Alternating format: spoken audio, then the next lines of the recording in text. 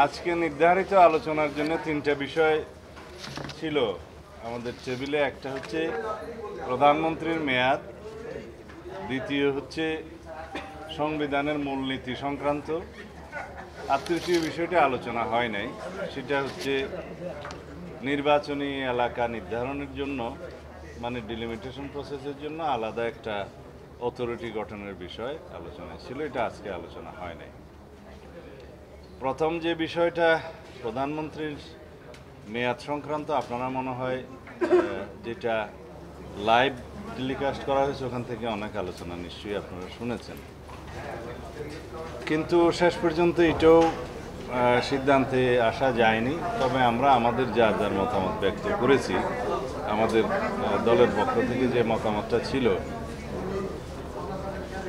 আমরা লিখিত প্রস্তাবে এবং আমাদের 31 দফার মধ্যে লিখিত প্রস্তাবের মধ্যে যা ছিল সেটা আমরা পুনরুল্লেখ করেছি।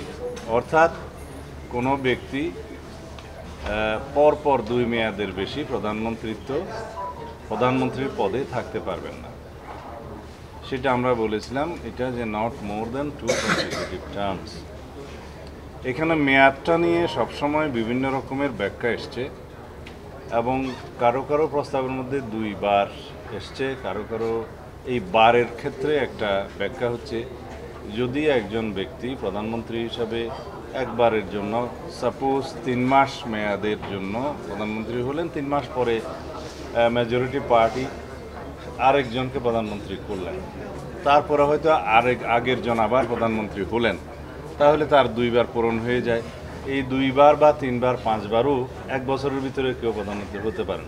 সুতরাং বার নিয়ে এই ব্যাখ্যাটা সঙ্গত কারণে যথেষ্ট নয়।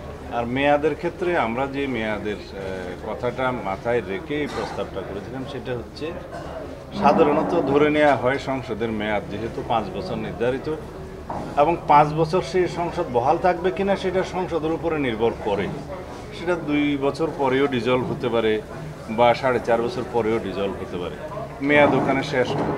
কিন্তু আমাদের এখানে সংবিধানে উল্লেখ আছে যে সংসদ 5 বছর মেয়াদ। সেই হিসাবটা মাথায় রেখে আমরা পরপর 2 বারের বেশি 2 মেয়াদের বেশি প্রধানমন্ত্রী যে কোনো ব্যক্তি হতে পারবে না, সেটা আমরা প্রস্তাব দিয়েছিলাম। কিন্তু এখানে অনেক ব্যাখ্যা আছে। পরপর একই ব্যক্তি 2 বারের বেশি প্রধানমন্ত্রী হবেন না, তার মানে এখানে বিভিন্ন ক্ষেত্রে ব্যাখ্যা এসছে যে পরপর 3 বার হবেন না, সেটাও ঠিক। এবং পরপর 2 মেয়াদের পরে গ্যাপ দিয়ে যদি সেই একই পার্টি অথবা জোট ম্যান্ডেট পায়, তখন তারা একই ব্যক্তিকে আবার প্রধানমন্ত্রী হিসেবে নির্বাচিত করতে পারেন, সেরকম ব্যাখ্যা আছে। এটাও ভ্যালিড ব্যাখ্যা। তা আমি একটা প্রস্তাব করেছিলাম যে আমরা মেয়াদ এবং বার এই বিতর্কে না থেকে সর্বোচ্চ এক ব্যক্তি লাইফ টাইমে কত বছরের জন্য প্রধানমন্ত্রীত্বে বহাল থাকতে পারবেন বা হতে পারবেন, 3 বারে হোক, 3 মেয়াদে হোক, 4 মেয়াদে হোক, কিন্তু সর্বোচ্চ বছরটা যদি আমরা এখানে উল্লেখ করতে পারি যে একজন লোক লাইফ টাইমে এত বছরের বেশি প্রধানমন্ত্রী থাকতে পারবে না। এইটা স্পেসিফিক আমি কোনো বৎসরের উল্লেখ করি নাই, কারণ সেইটা ডিসাইড করার ক্ষমতা এককভাবে আমার দলের পক্ষ থেকে আমার নেই। যদি হাউস ডিসাইড করে একটা মেয়াদ, সাপোজ 10 বছরের জন্য ডিসাইড করলো একজন ব্যক্তি সর্বোচ্চ জীবদ্দশায় 10 বছরের বেশি প্রধানমন্ত্রিত্ব বুক করতে পারবেন না বা ওই পদে থাকতে পারবেন না, তখন আমি বলেছি, এরকম একটা আলোচনা ওখানে এসছে, তখন আমি বলছি এটা আমার প্রস্তাব নয়, তবে যদি হাউস এটা ডিসাইড হয় সেটা আমাকে আমার দলীয় ফোরামে আলোচনা করতে হবে। কিন্তু এর সাথে আমি কয়েকটা বিষয় বলেছি যে প্রধানমন্ত্রিত্বের মেয়াদ যদি এখানে আপনারা নির্ধারণ করে একমতে আসেন, তবে তার সাথে এনসিসির আলাপটা একই সাথে আনতে হবে। ন্যাশনাল কনস্টিটিউশন কাউন্সিলের যদি প্রধানমন্ত্রীর এখতিয়ারভুক্ত সমস্ত জিনিস যদি একটা অথরিটি পাওয়ার ফাংশন দিয়ে এনসিসি গঠন করা হয়, তার সাথে আমরা একমত হতে পারবো না।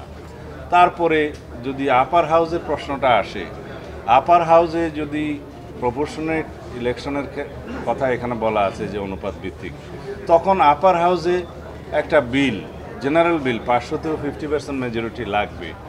আবার যদি কনস্টিটিউশন অ্যামেন্ডমেন্টের কথা বলা আছে আপার হাউসে, যে 2/3 মেজরিটির মধ্য দিয়ে আপার হাউসও কনস্টিটিউশনাল অ্যামেন্ডমেন্ট অ্যাপ্রুভ করতে হবে, তখন কেউ কোনোদিন 2/3 পাবে না প্রপোর্শনাল নির্বাচনের ক্ষেত্রে। সেই জিনিসগুলো একসাথে আলোচনা আসতে হবে।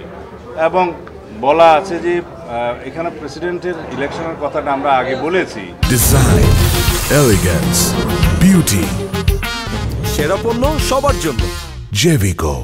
যে প্রেসিডেন্টের ইলেকশনের ক্ষেত্রে আমরা আগে বলেছিলাম, আজকে এই আলোচনাটা এখানে আসে না কিন্তু এটা রিলেটেড, যে উভয় হাউস যদি আপার হাউস প্রতিষ্ঠিত হয় এবং তার সদস্য সংখ্যা যদি 100 হয়, ওটা আমাদের প্রস্তাব, আর যদি নারী আসন 100 হয় এবং পার্লামেন্টের লোয়ার হাউস যদি 300 হয়, এই 500 সদস্যের মধ্যে আমরা বলেছি গোপন ব্যালটের মধ্য দিয়ে রাষ্ট্রপতি নির্বাচন হতে পারে এবং রাষ্ট্রপতির ক্ষমতা কি হবে না হবে আইনে নির্ধারণ করে দিলে রাষ্ট্রপতিকে আরও বেশি বিষয়ে যদি ক্ষমতা দেয়া হয়, সেই ক্ষেত্রেও এই প্রধানমন্ত্রীর মেয়াদের বিষয়টা এবং প্রধানমন্ত্রীর স্থায়িত্বের বিষয়টা, সরকার পরিচালনার বিষয়টা রিলেটেড।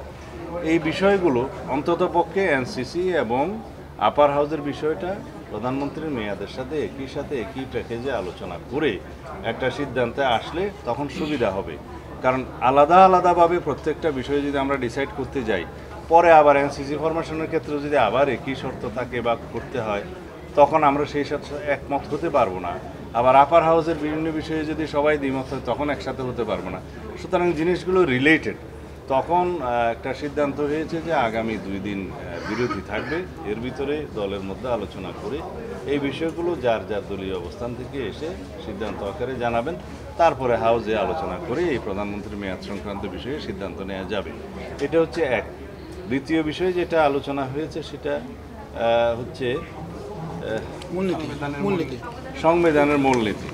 সংবিধানের মূলনীতি প্রশ্নে আপনারা জানেন রাষ্ট্র পরিচালনার মূলনীতি এইভাবেই বলা আছে, এবং রাষ্ট্র পরিচালনার মূলনীতি আর্টিকেল 8, 9, 10 এবং 12 এই ধারাগুলো আর্টিকেলগুলো উল্লেখ করা আছে।